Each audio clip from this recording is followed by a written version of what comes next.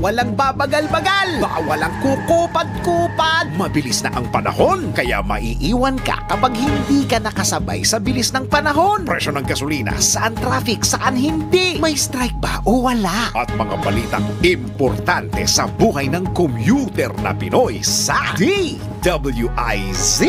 Pasada Balita. Live sa DWIZ, AM Metro and Mega Manila. DWIZ News FM Regional Stations, Aliw Channel 23 at nakalive din sa lahat ng DWIZ digital accounts. Kasama ang magbibigay ng kakaibang drive sa umaga, John Ibanez. DWIZ Pasada Balita. Tuloy sa pagbabalita ng tama, paglilingkod ng tama.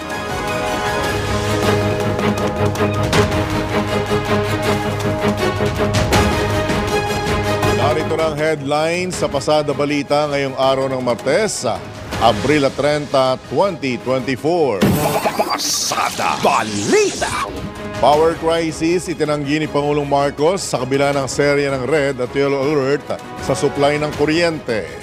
Pasada Balita. Sinasabing sabuatan at pagkakasangkot sa multi-level marketing o networking ng ilang doktor at isang pharma company, bububusiin ng Senado ngayon. Pasada Balita. Pangulong Marcos tiniyak ang kapayapaan at kaayusan sa 2025 Bangsamoro elections. Pasada Balita. Sa balitang pangkalakalan, Pilipinas at Hong Kong pinagtibay ang kanilang economic partnership. Pasada Balita. Balita sa ibayong dagat, 45 katao patay, mahigit 100 iba pa sugatan sa pagguho ng dam sa Kenya. Pasada Balita. At sa balitang pampalakasan, Phoenix Suns laglag na sa NBA playoffs. Bawal ang babagal-bagal, bawal ang kukupad-kupad. Pasada Balita. Magandang umaga Luzon, Visayas, Mindanao, Pilipinas. Ako po ang inyong tagapaghatid balita, John Ibanez. Pasada Balita. At ngayon sa detalye ng mga nagbabagang balita, walang artificial power crisis sa bansa. Ito naman ang nilinaw mismo ni Pangulong Ferdinand Marcos Jr. sa kabila ng sunod-sunod na deklarasyon ng red at yellow alert sa Luzon, Visayas at Mindanao grid. Tiniyak naman ni Pangulong Marcos na may nakalatag ng mga plano at estratehiya ang pamahalaan bilang tugon sa mataas na presyo ng kuryente. Paliwanag pa ng Pangulo na overload lamang ang power systems dahil biglang tumaas ang demand ng kuryente sa gitna na rin ng matinding init ng panahon. Samantala, muli namang hinikayat ng Pangulo ang National Grid Corporation of the Philippines na tuparin ang pangako nito na magtayo ng mga transmission line upang mapabuti ang supply ng kuryente, lalo na sa mga lugar na hindi konektado sa grid. Pasada Balita.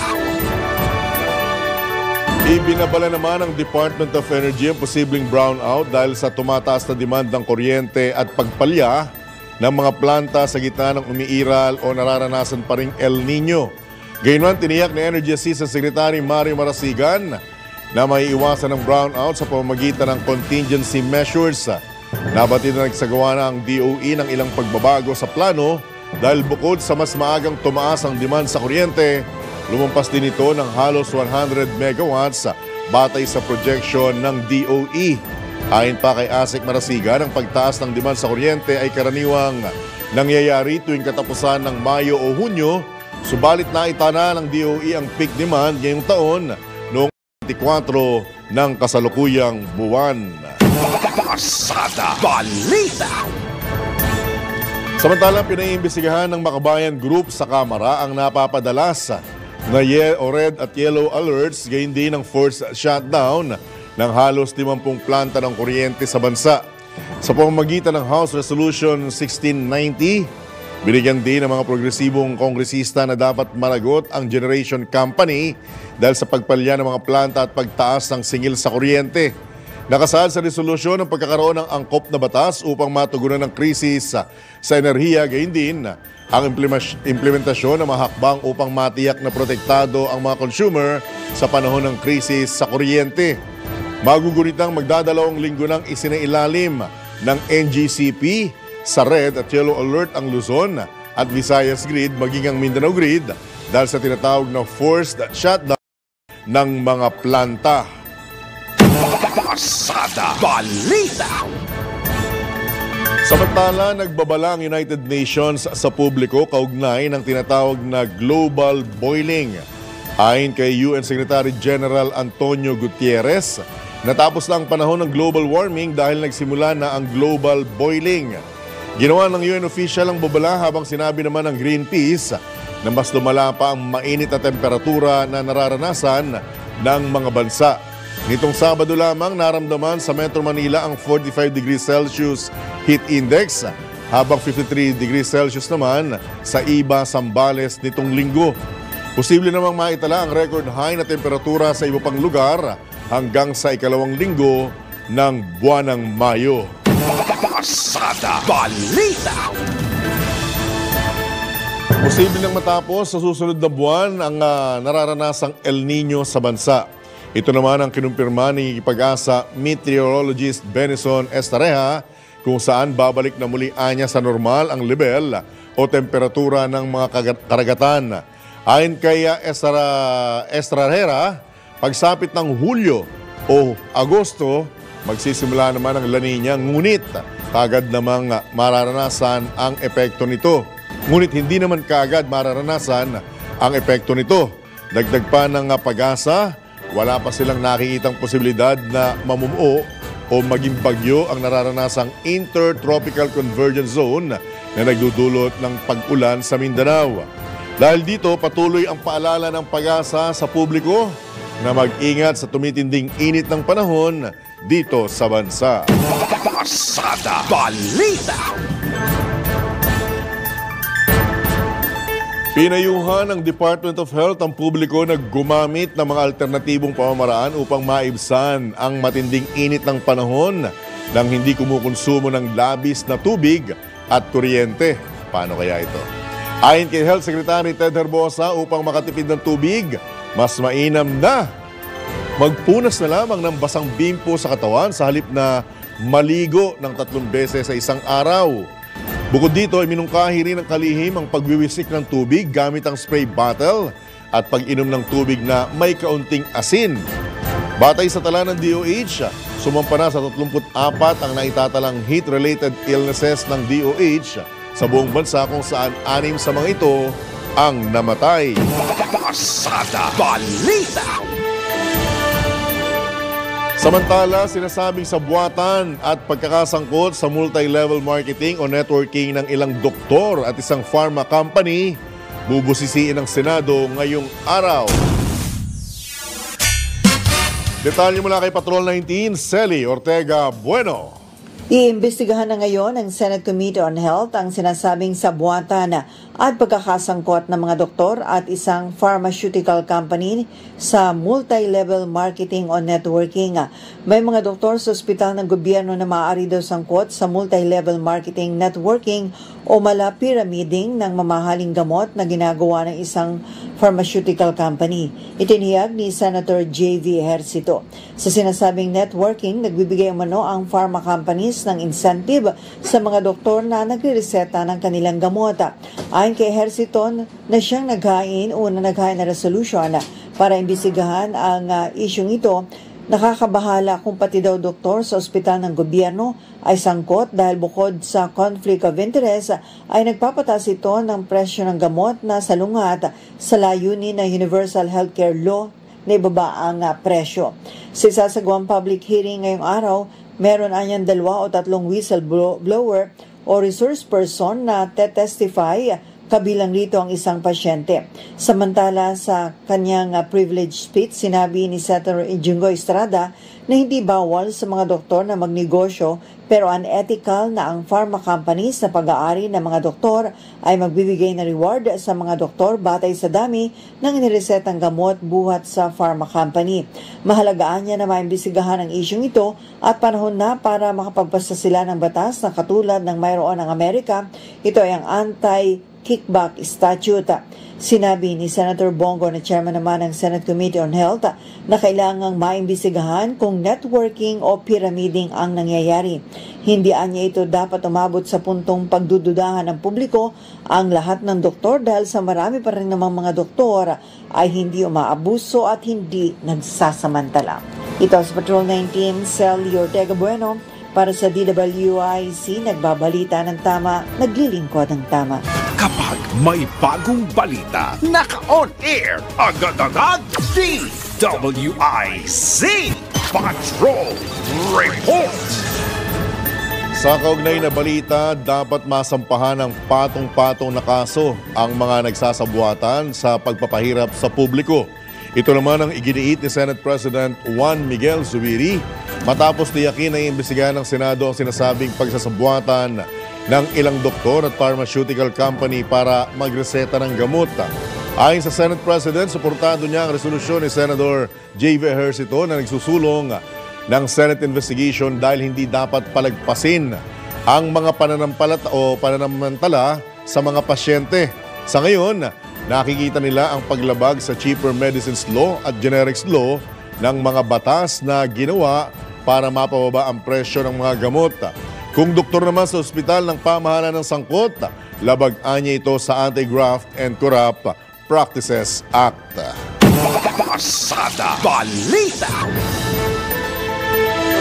Sa iba pang tampok na balita, sinimula na ang pagdinig ng House Committee on Agriculture and Food sa planong pag-amyenda sa Rice Tarification Law. Kaugnay nito ay miningkuhan ni Agriculture Undersecretary for Rice Industry Development Christopher Morales na baguhin ang import regulation na may exemption sa Republic Act 8800 o ang pagkakaroon ng timing sa paglalabas ng sanitary and phytosanitary import clearances lalo na sa panahon ng anihan. Kabilang din dito ang pagpapalakas ng regulatory function ng Bureau of Plant Industry at pagbibigay kapangyarihan sa DA na mag-import ng bigas para matiyak ang sapat na buffer stock. Isinulong din ng DA sa pagdinig ang pagpapalawig ng Rice Competitiveness Enhancement Fund hanggang sa taong 2030. Pasada Balita. Tututukan ng Kamara ang pagpapalakas ng national security at pagpapaunlad ng ekonomiya ng bansa sa loob ng nalalabing panahon ng 19th Congress. Ito naman ang tiniyak ni House Speaker Martin Romualdez sa kanyang talumpati sa pagbubukas o muling pagbubukas ng seksyon makaraan ng halos higit isang buwang bakasyon. Aminado ang leader ng Kamara na natapos na ng kapulungan ang 100% ng mga panukalang batas na hinihingi ni Pangulong Ferdinand Marcos Jr. Ayon pa kay Speaker Romualdez, nakatutok na sila sa mga pinakamahalagang pangangailangan ng mga mamamayan sa ngayon tulad ng pagpapababa sa presyo ng mga pangunahing bilihin. Sa pamamagitan niya ng pagpapanatili ng kapayapaan at pagpapalakas sa seguridad ng bansa, malayang makakikilos ang Kongreso sa paglikha ng mga programa at proyekto para naman sa ikaunlad ng ekonomiya ng bansa. Pasada Balita. Sa latest ng Filipino Mirror, nagbenta ng 20 pesos kada kilo na bigas ang ilang stall sa kadiwa ng Pangulo sa Bicol Region. Ayon sa National Irrigation Administration, ang mga kadiwa ng Pangulo stalls ay nag-aalok ng bigas sa halagang 20 pesos kada kilo para sa mga kasapi ng Pantawid Pamilyang Pilipino Program, senior citizens at persons with disability. Kaugnay nito, nasa 35 pesos kada kilo naman ang presyo ng bigas para sa mga regular na customer. Bukod sa bigas, ibinenta rin sa abot kayang presyo ang sari-saring mga gulay, prutas, delicacy at iba pang farm product.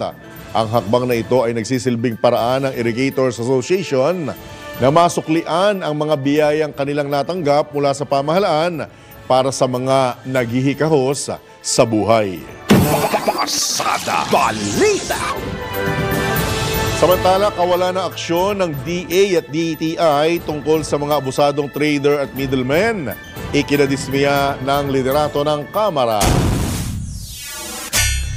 Detalye mula kay Patrol 11, Tina Nolasco. Ikinalulungkot at ikinadidismaya ni House Speaker Martin Romualdez ang kawalan ng aksyon at solusyon ng mga opisyal ng Department of Agriculture o DA at Department of Trade and Industry o DTI upang hadlangan ang pagsasamantala ng mga trader at middleman na dahilan ng pagsipa ng presyo ng mga pangunahing bilihin.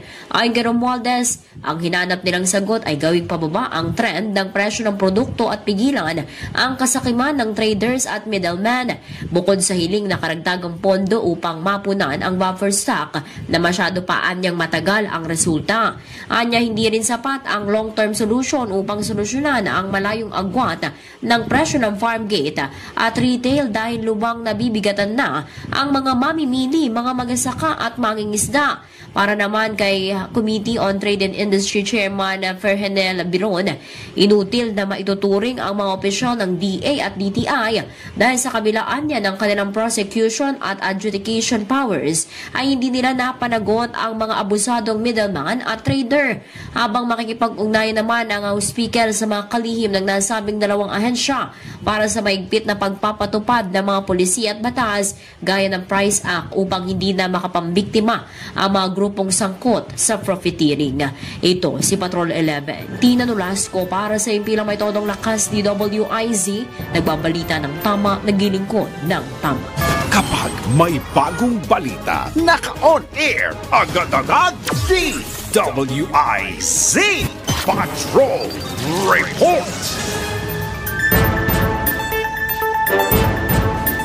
Sa iba pang tampok na balita, kumpiyansa si Pangulong Ferdinand Marcos Jr. na mapapanatili ang kapayapaan at kaayusan sa pagdaraos ng 2025 Bangsamoro elections sa susunod na taon. Sa Talk to the Troops ng Philippine Army 6th Infantry Division na ginanap sa Mindanao del Norte, sinabi ni Pangulong Marcos na magiging isang malaking hakbang sa pagkamit ng makabuluhang otonomiya at mapayapang rehiyon ang nasabing eleksyon. Pinahayag pa ng Pangulo na dapat kilalanin ng mga sundalo ang papel ng komunidad sa nation building at naniniwala ang presidente sa abilidad ng militar na kayang bantayan nito ang halalan. Tiniyak ni Pangulong Marcos ang tapat, maayos at malinis na electoral process sa Bangsamoro Region. Pasada Balita. Samantala, knowledge at expertise ng AFP, US Indo-Pacific Command at French Navy hinasa sa katatapos pa lamang ng multilateral maritime exercise ng Balikatan 2024. Detalye mula kay Patrol 17, Jopel Pelenio. Nagtapos na ang first iteration ng Multilateral Maritime Exercise o MME sa pagitan ng Armed Forces of the Philippines, United States Indo-Pacific Command at French Navy. Ayon sa AFP, isang historic milestone ang Regional Cooperation and Security Activity na ginanap sa Palawan. Bahagi ang MME sa Exercise Balikatan 3924 na sinimulan noong April 25 at nagtapos kahapon April 29, 2024. Lumahok sa pagsasanay ang Philippine Navy's patrol vessel na BRP Ramon Alcaraz o PS-16 at ang landing dock BRP Davao del Sur o LD-602, US Navy landing ship dock USS Harper's Ferry o LSD-49 at French Navy FS Vendémiaire o FFH-734 na isang Floreal class frigate.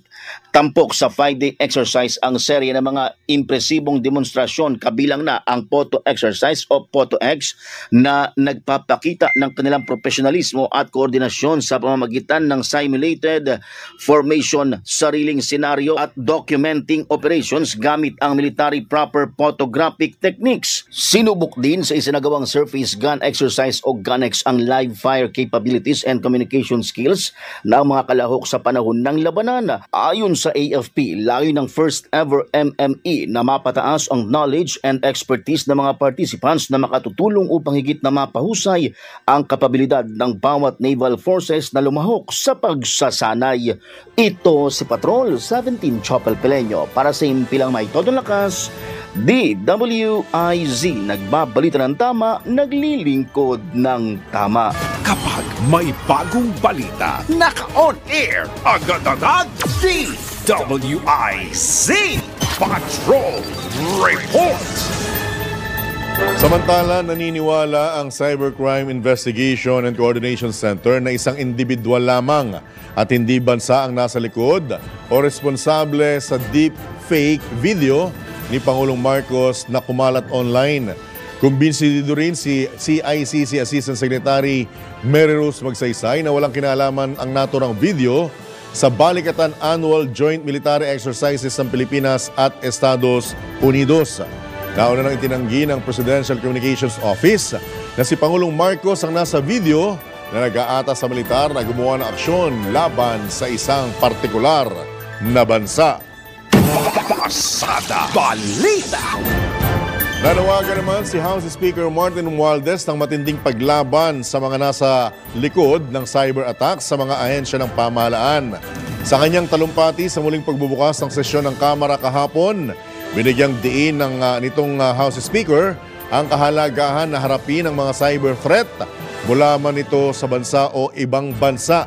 Ayon sa leader ng Kamara, panahon na upang labanan ang mga cyber warriors na umaatake sa mga institusyon. Mahalagaan niyang mapalakas ang cybersecurity ng bansa upang maprotektahan hindi lamang ang pamahalaan, kundi maging ang bawat Pilipino sa tinatawag na cyber threat. Pasada Balita! Samantala, alam niyo ba na ang katumbas ng bawat taya sa Philippine Charity Sweepstakes Office o PCSO ay kawang-gawa? Sa bawat ticket mo, siguradong may matutulungang Pilipino sa kanilang pangangailangang medikal.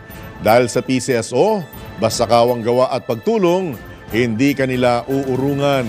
Kaya naman palagi pong tatandaan na sa ang bawat taya, may kawang-gawa. Pasada Balita! Oras!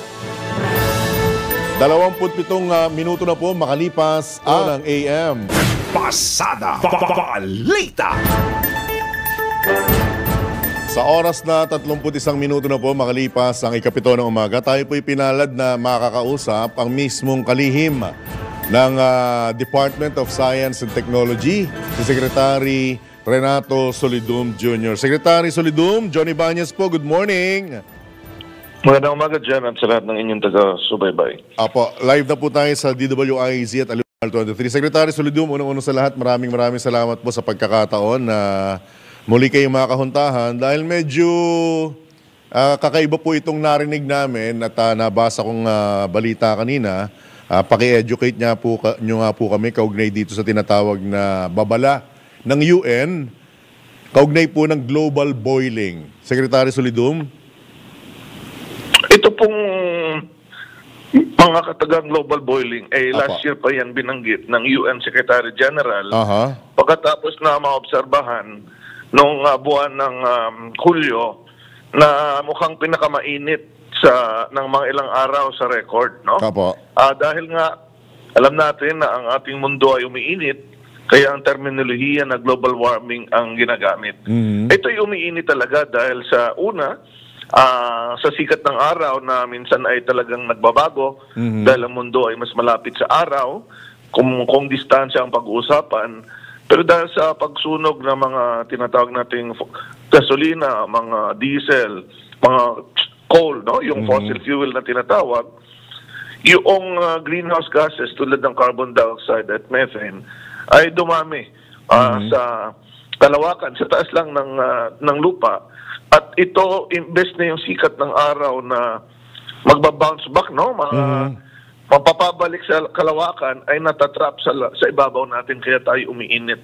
At ginamit yung term na global boiling, hindi naman kumukulo ang mga tubig sa mundo, kundi terminal yung ginamit para magbigay ng alarma na talagang umiinit ang mundo dahil sa climate change, dahil nga sa dulot ng pagsunog ng mga fossil fuel at iba pang mga sources na nag-i-emit ng greenhouse gas. Apo. Pero ang katanungan ko rin pong kasunod, 2023 pa po pala itong babalang ito. Bakit ngayon lamang po ulit ngay pumuputok itong storya nito, Secretary Solidum? Baka ngayon lang ang Filipino media nagbalitan yan, pero last year pa yan. Opo, actually nga, nagulat ako dahil kahapon ko lang narinig ulit itong global boiling. Tapos in preparation nga po sa pakikipag-ugnayan sa inyo, nag-search po ako sa social media. At doon ko po nakita na 2023 pa po pala itong babalang ito. Pero ngayon lang po, kahapon lang pumutok dito sa Pilipinas. Ngayon, tama po yan. Kulang po ba tayo pa sa kaalaman o mga pag-aaral or sapat tayo pero hindi lamang po nabibigyan ng sapat na tutok, Secretary Solidum? Kasi hindi naman talaga ginagamit ng mga scientista ang katagang global boiling. Ginamit lang ito ng UN Secretary General to highlight na talagang umiinit ang mundo dahil sa pagsunog ng fossil fuel. No? Kaya kung makikita mo kahit doon sa Dubai na Conference of Parties para pag-usapan yung global warming, hindi naman ginamit yun. Pero yun lang, pareho lang naman po yun, no? Ibig sabihin, umiinit ang mundo dahil sa global warming. At gusto ma-highlight na talagang kailangan nating pansinin ito dahil umiinit ang ating mundo. In fact, ang sinasabi nga ng mga models, no? Para makita natin kung ano ang ating hinaharap sa mga susunod na taon, ay pwedeng mga 2.5 to 4 plus 4.0 degrees centigrade ang itaas ng ating temperatura na talagang napakainit na yon. Kung baga, sa nararamdaman natin sa mga nakarang araw na measured temperature, talagang mainit yung mga ilang araw ng Abril. Opo. Kaya po pala valid maski yung international media, hindi rin po masyadong ginagamit itong term na global boiling. Anyway. Kasi literally po, hindi naman talaga kumukulo. Hindi naman kumukulo. Opo. So, ibig sabihin, worldwide, Secretary Solidum, nararanasan ito. How much more ang mas init na nararamdaman sa mga Middle East countries and Africa for that matter? Mga disyerto. Tama po yun. Pero hindi lang kasi init ang ating pinapag-usapan. Opo. Kung umiinit ang mundo, lupa, tubig, umiinit. Pag mainit ang tubig, mas maraming tubig ang na-evaporate, no? At ito namang tubig na na-evaporate, ililipat yan sa ibang lugar, uulan doon, yung iba namang lugar nanunuyo. Wow. So makakakita ka dyan ng mga extreme rainfall and extreme drought, no? At yun nga, napansin nga natin, kahit doon sa Dubai, noong 2 weeks ago, talagang matindi ang kanilang pagbaha. At dahil sa urban development, yung mga buhangin sa disyerto ay pinatagan ng semento, walang drainage, kaya matindi ang epekto ng baha dahil sa unusual rainfall doon sa lugar na yon.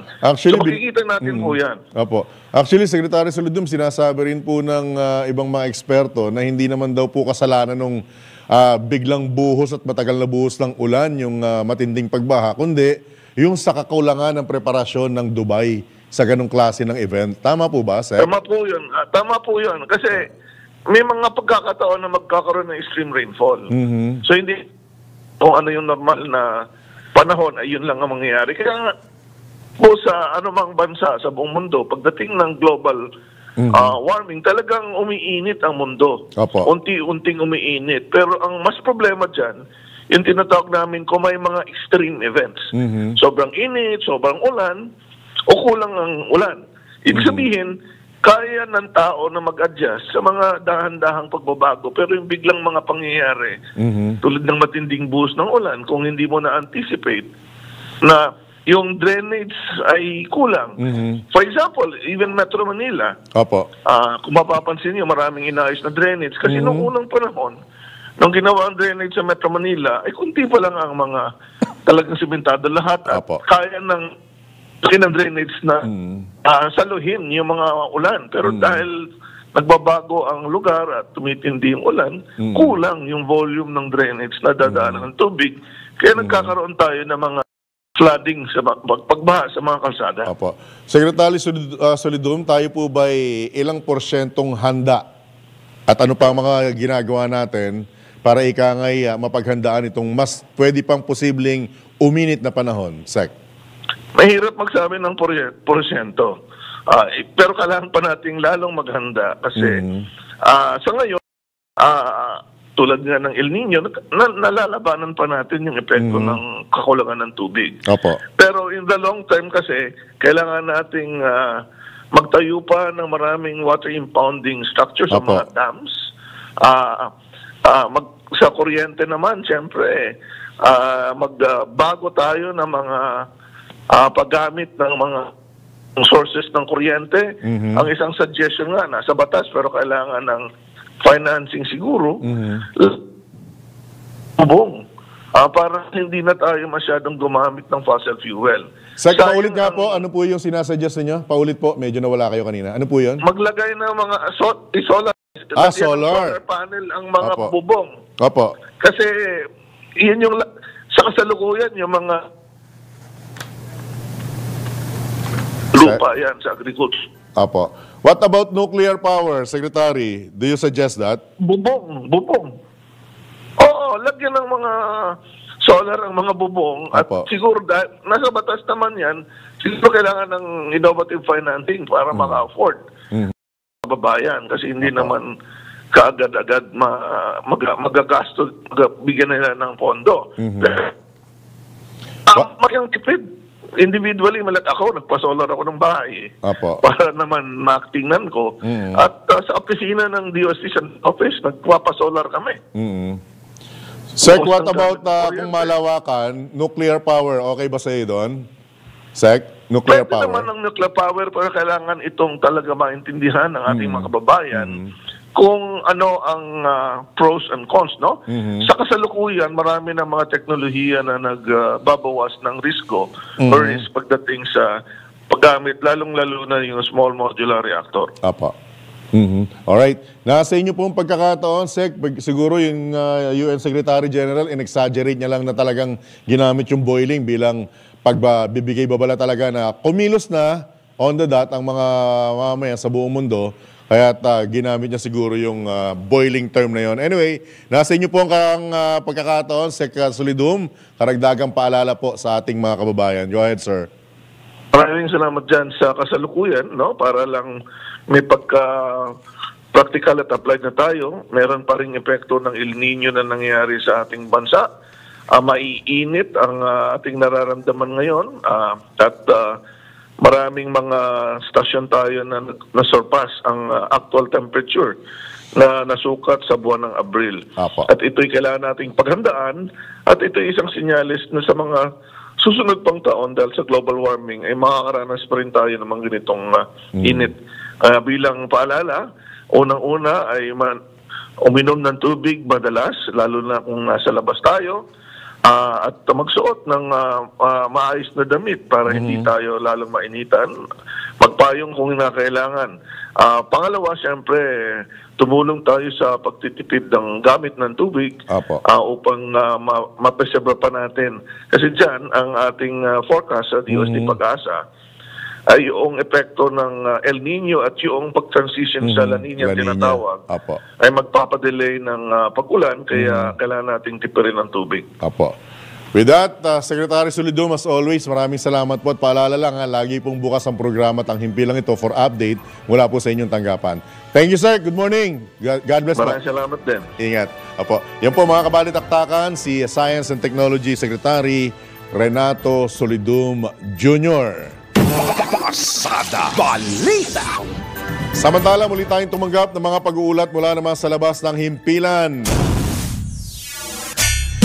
Papel ng media sa paglaban sa misinformation at disinformation kinilala ng National Security Office. Detalye mula kay Patrol 13, nagbabalik Gilbert Perdes.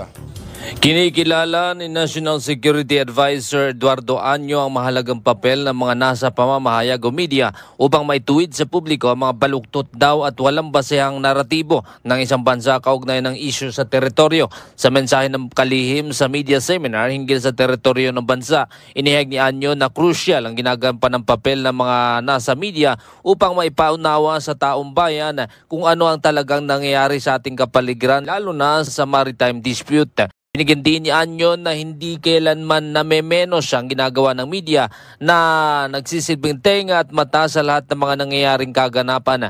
Kaya naman sa propaganda raw na ginagawaan niya ng isang bansa kung saan ay tinataguyod nito ang misinformation at disinformation na lilikha ng pagkakabahabahagi. Binigyan din ni kalihim Año na importanteng dito na pumasok ang papel ng media.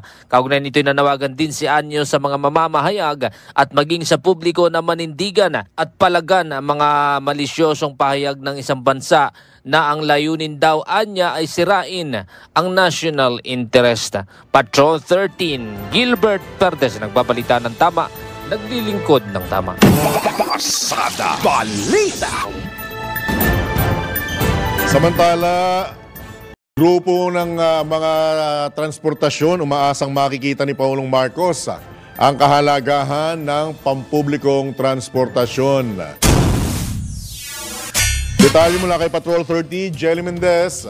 Patuloy na umaasa ang grupo ng transportasyon na makikita ni Pangulong Ferdinand Marcos Jr. ang kahalagahan ng pampublikong transportasyon sa bansa. Kasunod ito ng deadline ng franchise consolidation ngayong araw, Abril 30 sa ilalim ng PUV Modernization Program ng pamahalaan, kasabay ng ikinakasang tigil pasada ng piston at manibela na sinimulan kahapon at tatagal hanggang bukas, Mayo 1 o Labor Day. Ayon sa pagkakaisa ng mga samahan ng tsuper at operator nationwide o piston, magpapatuloy ang kanilang pagwewelga sa kabila ng umano'y pananakot at pandarahas ng grupo ng mga pulis sa mga tsuper at maliliit na operator. Iginiit ng piston na hindi sila titigil sa pakikibaka upang ipaglaban ang kanilang karapatan at kabuhayan laban sa negosyo at makadayuhang PUVMP.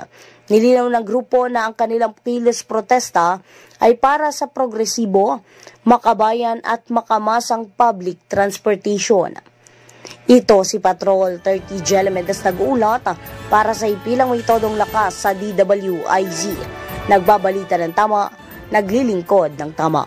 Kapag may bagong balita, naka-on air, agad-agad, DWIZ Patrol Report. Samantala, alam nyo ba na ang katumbas ng bawat taya sa Philippine Charity Sweepstakes Office o PCSO ay kawang gawa? Sa bawat ticket mo, siguradong may maitutulong o matutulungang Pilipino sa kanilang pangailangang medikal. Dahil sa PCSO, basta kawang gawa at pagtulong, hindi kanila uurungan. Kaya't palagi pong tatandaan, ang bawat taya may kawang gawa. Pasada Balita. Oras 13 minuto na lamang, alas 8 na ng umaga. Pasada Balita. Sa pagpapatuloy ng balitaan, resolusyon na nagsusulong ng CONCON para sa pag-amyenda ng saligang batas, inihain sa Senado. Detalye mula kay Patrol 19, Sally Ortega Bueno. Naghain si Senator Robin Padilla ng resolution na nagsusulong ng pagpapatawag ng CONCON o Constitutional Convention para amyendahan ang ating konstitusyon.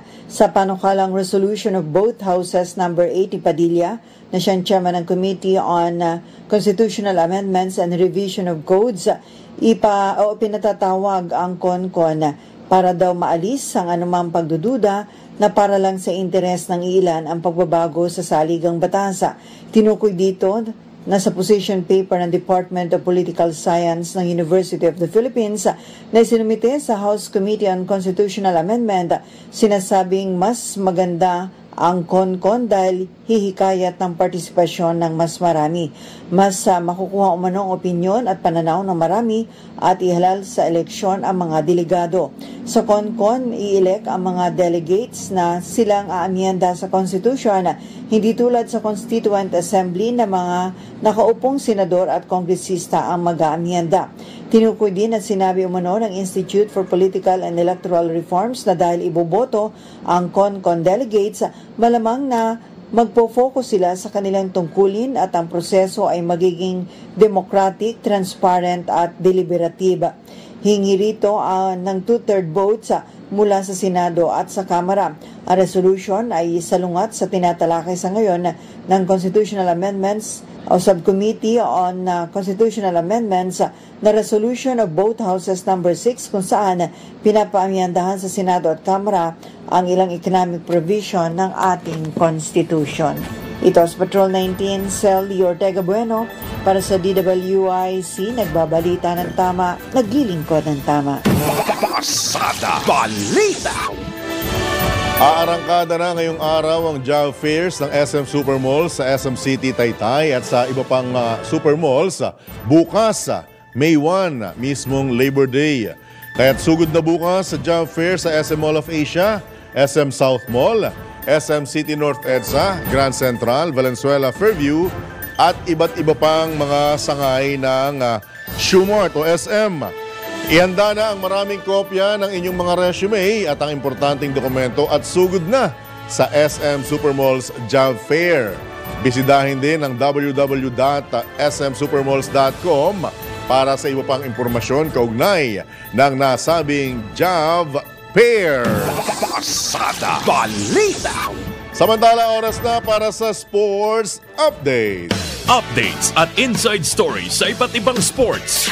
Ito ang Real Sports ni Anthony Suntay. Magandang umaga. Tanggal ng Phoenix Suns sa NBA Playoffs. Kumana si Anthony Edwards ng 40 puntos at panalo ang Minnesota sa Phoenix, 122-116 kahapon. Pinagsamantalahan ni Edwards ang one-on-one defense na ginawa sa kanya ng Suns sa second half at nagtala siya ng 31 sa kanyang mga puntos sa huling 2 quarters. Ang sabi ni Edwards, it was like, "You've got to beat us," and I showed them. Tinulungan siya ni Karl Anthony Towns ng 28 points at nakakuha ng unang panalo sa playoffs ang Wolves magmula 2004. Ang sabi ni Wolves center Rudy Gobert tungkol dito kay Edwards, "Watched him grow, evolve as a leader, as a player, as a man. It's been fun." Lumaban para sa Suns si Devin Booker na may 29 points at si Kevin Durant sa kanyang 33 points, kaso wala silang tulong sa ibang mga manlalaro nila. Si Jaden McDaniels tumulong ng 18 points para sa Minnesota. Lamang ang Wolves sa rebounding, 44-33. Mga kalaban nila sa second round na mananalo sa serye ng Denver Nuggets at ng Los Angeles Lakers. Para sa Real Sports, ito po si Anthony Suntay. Real Sports ni Anthony Suntay sa DWIZ 882.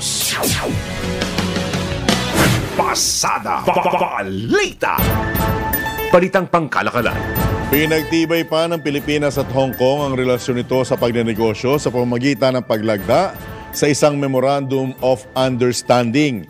Sa ilalim ng kasunduan, may susulong ng Pilipinas at Hong Kong ang mas matatag na kooperasyon sa iba't ibang sektor kabilang ang pagbabahagi ng mga impormasyon sa trade promotion activities. Layon din itong manghikayat na lumahok sa mga pagtitipon na inorganisa ng CITEM at HKTDC at mapadali ang proseso ng pagbibusiness. Pasada Balita! Mga balitang dapat alam mo kahit sa labas ng bansa. DWIZ Balita sa ibang bansa. Patay ang 45 katao habang isang daang iba pa ang sugatan sa gumuhong dam sa Kenya. Ayon sa mga otoridad, namatay ang mga biktima ng bahain ang mga bahay at kalsada dahil sa nasirang dam. Sa datos ng Kenya Red Cross, 49 pa ang nawawala dahil sa naturang insidente. Ipinagutos naman ng Interior Minister ng Kenya ang pagsusuri sa mga pampubliko at pribadong water reservoir upang maiwasan ang kaparehong insidente. Pasada Balita! At sa ating good news, malaki inspirasyon ngayon ng dating basurero pero ngayon nakapagtapos ng pag-aaral. Iba't ibang trabaho ang pinasok ni Don D. Rigondola, 26 anyos, upang makapag-aral ng kursong criminology. At upang maging criminology graduate, nag-aral din si Don D. sa pamamagitan ng alternative learning system kung saan naging top 7 siya sa kanilang lalawigan. Sabi nga nila, isa kang inspirasyon, Don D, kaya't congratulations! At sumainyo sa naman pong edisyon ng inyong nag-iisang Pasada Balita. Dito lamang yan sa DWIZ, nagbabalita ng tama, naglilingkod ng tama. Ako po ang inyong naging kabalitaan at kabalitaktakan, Johnny Bañez. Antabayan na ang susunod na palatuntunang Tarambola. Oras, 8 a.m. Bawal ang babagal-bagal, bawal ang kukupad-kupad. Mabilis na ang panahon, kaya maiiwan ka kapag hindi ka nakasabay sa bilis ng panahon. Presyo ng gasolina, saan traffic, saan hindi. May strike ba o wala? At mga balitang importante sa buhay ng commuter na Pinoy sa DWIZ. Pasada Balita, live sa DWIZ, AM Metro and Mega Manila. DWIZ News FM Regional Stations, Aliw Channel 23 at nakalive din sa lahat ng DWIZ digital accounts. Kasama ang magbibigay ng kakaibang drive sa umaga, John Ibanez. DWIZ Pasada Balita. Tuloy sa pagbabalita ng tama, paglilingkod ng tama, Lunes hanggang Biyernes 7 a.m.